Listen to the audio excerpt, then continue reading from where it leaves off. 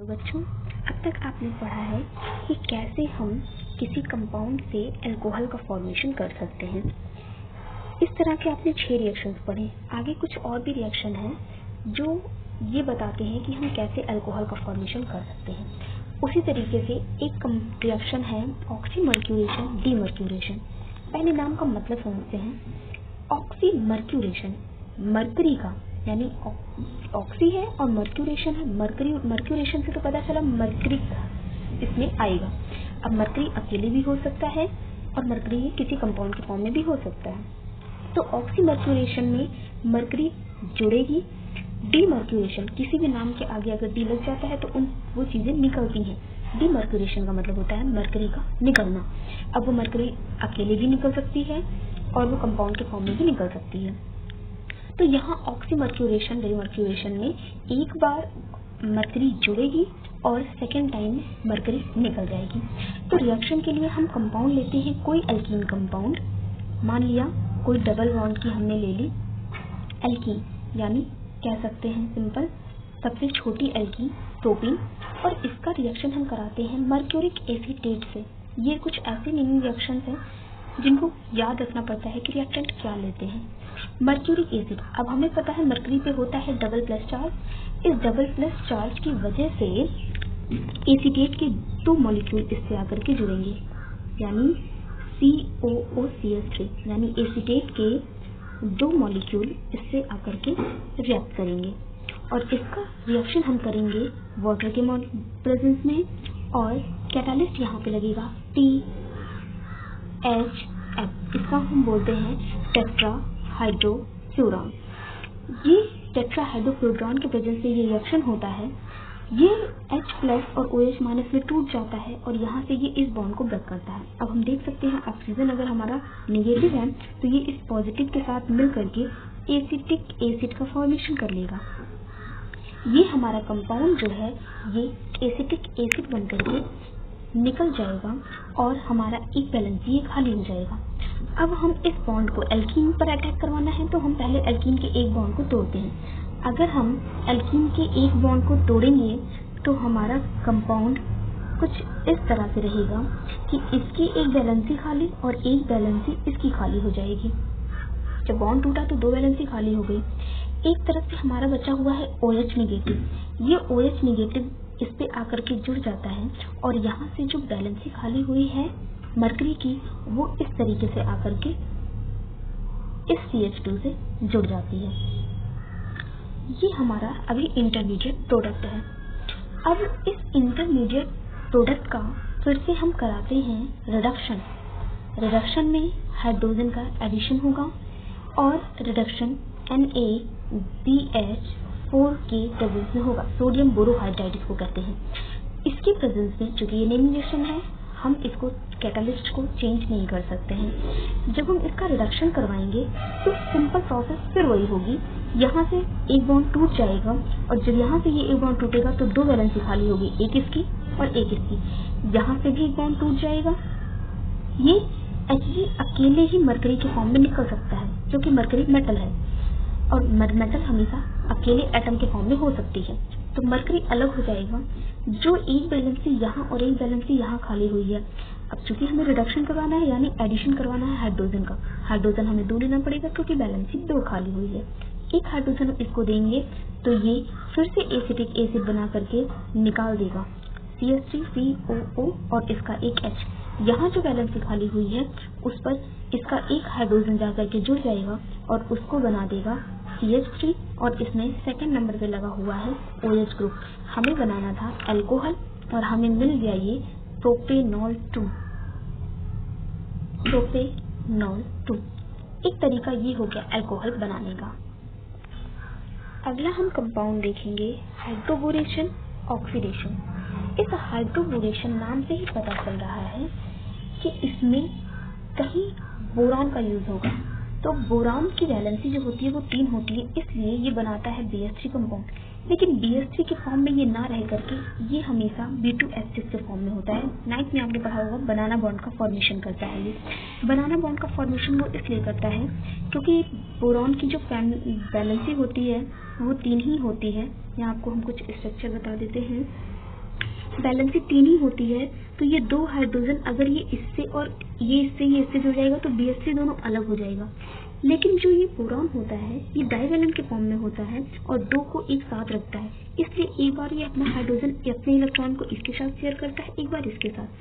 ये वाला हाइड्रोजन भी एक बार इस बोरॉन और एक बार इस बोरॉन के साथ अपने इलेक्ट्रॉनों को शेयर करते रहते हैं और इसी वजह से ये लगातार इनके बीच ऐसे इलेक्ट्रॉन रोटेट करते हैं और इस तरीके से रोटेट करने की वजह से ही इनमें बनाना बॉन्ड का फॉर्मेशन होता है। इसके दोनों इलेक्ट्रॉन एक बार इधर इलेक्ट्रॉन बोरॉन का आता है, एक बार हाइड्रोजन का, एक बार इसमें हाइड्रोजन का, एक बार इसमें बोरॉन का, ये इलेक्ट्रॉन ऐसे ही रोटेट करते रहते हैं। फिलहाल यहाँ तो हम बात हो गई सिर्फ B2H6 की। जो ये कंपाउंड में जब जुड़ता है तो सिंपल फिर से यहाँ पर भी एक एल्कीन कंपाउंड का रिएक्शन होता है। हम ले लेते हैं कोई एल्कीन, सबसे छोटी एल्कीन प्रोपीन। जब हम इसका रिएक्शन B2H6 से कराते हैं, ध्यान रखिएगा ये B2H6 BH3 के फॉर्म में होनी चाहिए, पर ये जुड़ करके 2 मॉलिक्यूल्स को लेकर के ये B2H6 के फॉर्म में रहती है।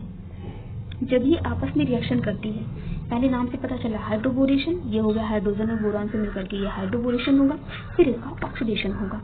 तो जब इसका रिएक्शन इस कंपाउंड से होता है तो ये हाइड्रोजन, ये जो BH3 है, हम सिंपल समझ सकते हैं कि इसके 3 हाइड्रोजन यहाँ से अगर हम इस बॉन्ड को ब्रेक करते हैं तो 3 हाइड्रोजन अगर हम इसको दे देते हैं तो इसकी वैलेंसी हो जाएगी कंप्लीट, यानी हम कह सकते हैं ये हो जाएगा CH3 CH2 और यहाँ पर पहले से ये हो जाएगा CH2, दोनों हाइड्रोजन इसको मिल जाएगा, तो इसकी एक वैलेंसी हो जाएगी खाली। अगर इसकी एक वैलेंसी खाली होती है तो हम इससे बोरॉन को इसके एक हाइड्रोजन को अगर हम BH3 के फॉर्म में देख रहे हैं तो हम इसके BH3 के 2 हाइड्रोजन को 2 जगह दे दिया तो इसकी वैलेंसी खाली हो गई, तो हम बोरॉन को इसको जोड़ सकते हैं इससे। लेकिन चूंकि बोरॉन की जो वैलेंसी होती है वो 3 होती है, अगर बोरॉन की वैलेंसी 3 होती है तो हमें एक बार एक हाइड्रोजन को निकाला तो एक वैलेंसी खाली हुई, एक बार आपने एक हाइड्रोजन को इसको दे दिया तो इसके पास बचेगा BH2, जो वैलेंसी खाली हुई है वो इससे जुड़ जाएगी। फिर नेक्स्ट स्टेप में एक बार और मॉलिक्यूल लेंगे, दूसरे बोरॉन से जोड़ेंगे, यानी कुल मिलाकर के टोटल 3 हाइड्रोजन अगर हैं तो हम इसको 3 वैलेंसी कंप्लीट करने के लिए बोरॉन की इसको हम 3 मॉलिक्यूल ले सकते हैं। सिंपल आप ये समझिए, एक एक स्टेप में ना बता करके हम वैसे 3 स्टेप में बताना होगा, इसलिए हम एक स्टेप में आपको बता रहे हैं कि ये प्रोटीन कंपाउंड का रिएक्शन जब हम B2H6 से कराते हैं तो ये BH3 के फॉर्म में होती है, बाद में हम इसको 2 मॉलिक्यूल से बैलेंस कर देंगे। लेकिन जब ये बॉन्ड यहाँ से ब्रेक हुआ तो ये बॉन्ड यहाँ से ब्रेक होने पर 3 हाइड्रोजन टोटल फ्री हुए। जब यहाँ से बॉन्ड ब्रेक हुआ तो टोटल इसके 3 हाइड्रोजन ब्रेक हुए। ये तीनों हाइड्रोजन एक एक मॉलिक्यूल करके जब इससे जुड़ जाते हैं टोटल, तो ये तीनों हाइड्रोजन इस पे आकर के जुड़ गए, इसलिए हमने इसको होल्साइड किया है और तीनों वैलेंसी से कंप्लीट हो गई। अगर हम इसका यहाँ पे ओपन स्ट्रक्चर बना के आपको दिखाएं तो बोरॉन की वैलेंसी होती है 3, तो ये हो जाएगा CH2, अगर इसको हम इकट्ठा करते हैं तो 1 2 3 यानी कार्बन हो गया 3 और हाइड्रोजन हो गया 4 3 7 यानी C3H7, इधर की तरफ आ गया C3H7 और इधर की तरफ भी हो गया C3H7। बोरॉन की वैलेंसी टोटल होती है 3, यहाँ पे हो गई 3, इसी को हमने ओपन करके लिख दिया है यहाँ पर। अगर हम इसको भी इकट्ठा करते हैं तो हमें C3H7 का होल साइज मिलेगा। लेकिन हम यहाँ पर देख सकते हैं कि हमारे पास बोरॉन है 2, इसका मतलब है कि हमें यहाँ पे भी बोरॉन को 2 करना होगा, लेकिन टोटल जो इसकी संख्या होती है, जब एक बोरॉन से 3 प्रोटीन जुड़ा है तो 2 बोरॉन से टोटल जुड़ेंगे 6 ब्रोमीन। ध्यान से समझिएगा, जब हमने BH3 से रिएक्शन कराया था एक बोरॉन से प्रोटीन को जोड़ने के लिए टोटल प्रोटीन के 3 मॉलिक्यूल लगे थे, तो हमें तो रिएक्शन B2H6 से कराना है, तो ये जो रिएक्शन जब हम B2H6 से कराएंगे तो हमें टोटल प्रोटीन को लेना पड़ेगा 6 मॉलिक्यूल। अगर हम इसको 6 मॉलिक्यूल लेते हैं तो बोरॉन भी हमारा टोटल 2 है, तो हमें आगे करना पड़ेगा 2। अब ये हमारा प्रोटीन जो बना था ये हमारा हो गया 2, 3 ये 2 आगे किया तो ये हो गया हमारा टोटल 6 मॉलिक्यूल, और हमारा ये प्रोटीन हो गया टोटल 6 मॉलिक्यूल। ये तो सिंपल इतना स्टेप प्रोसेस हमारी हाइड्रोबोरेशन की थी। नेक्स्ट ये हमारा ये इंटरमीडिएट प्रोडक्ट है। जब हम इसको बनाना अभी शुरू करेंगे, इसका ऑक्सीडेशन करेंगे। जब हम इसका ऑक्सीडेशन करना शुरू करेंगे तो ये ऑक्सीडेशन जो होता है ये पेरोक्साइड के प्रेजेंस में होता है, H2O2 के प्रेजेंस में होता है। अब आप ये समझ सकते हैं कि ये जो H2O2 है इसको हम ये लिख सकते हैं OH के फॉर्म में। इस H2O2 को OH के फॉर्म में हम लिख सकते हैं। हम देख सकते हैं कि ये OH ऐसे टूट सकता है, H2O2 ऐसे टूट सकता है, 2 पार्ट में OH के बॉन्ड में टूट सकता है। अगर हम यहाँ पे 3 वैलेंसी है इसकी, तो हमें पेरोक्साइड को भी 3 लेना पड़ेगा। अगर हम इसको 3 लेते हैं तो यहाँ से ये बॉन्ड हो जाएगा ब्रेक, यहाँ से ये बॉन्ड ब्रेक होगा। हमने इसको लिया है 3, अगर इसको 3 लिया है तो टोटल हमें OH मिलेंगे 6। 3 OH हम दे देंगे इस बैलेंसी की ओर और 3 OH हम दे देंगे इस बैलेंसी की ओर। अगर हम इसको भी 2 नहीं माने तो हमारा मेन जो प्रोडक्ट हो जाएगा वो बनेगा हमारा CH3 CH2 CH2 की एक बैलेंसी खाली, और जो बैलेंसी खाली है उस पर OH आकर के जुड़ जाएगा। लेकिन OH हमने लिया था 3 मॉलिक्यूल, तो यहाँ पे भी ये टोटल 3 मॉलिक्यूल है। 3 मॉलिक्यूल ये, 2 ये, टोटल हमारा ये हो जाएगा 6 मॉलिक्यूल। ये 6 मॉलिक्यूल हमारा अल्कोहल का मिल जाएगा। और अगर हम इसको देखते हैं कि ये 3 OH इसको मिल गया था, तो हम इसको लिख सकते हैं BOH का होल थ्राइस। इसकी बैलेंसी 3 होती है इसलिए, या हम इसी को दूसरे रूप में लिख सकते हैं, इसको हम दूसरे रूप में लिख सकते हैं S3BO3। इसका नाम सुना होगा आपने, बोरिक एसिड। लेकिन ये हमारी हो गई बोरिक एसिड, लेकिन हमें बोरिक एसिड नहीं चाहिए थी, हमें चाहिए थी अल्कोहल, और हमें यहाँ से इस 3 कार्बन का अल्कोहल मिल गया। इस तरीके से ये रिएक्शन होता है कंप्लीट। लास्ट आपको समझना है कैसे आप एसिड से अल्कोहल बना सकते हैं। तो आपको पता है, अगर हम ले लेते हैं एक एसिड, एसिटिक एसिड, और उसका कराते हैं रिडक्शन।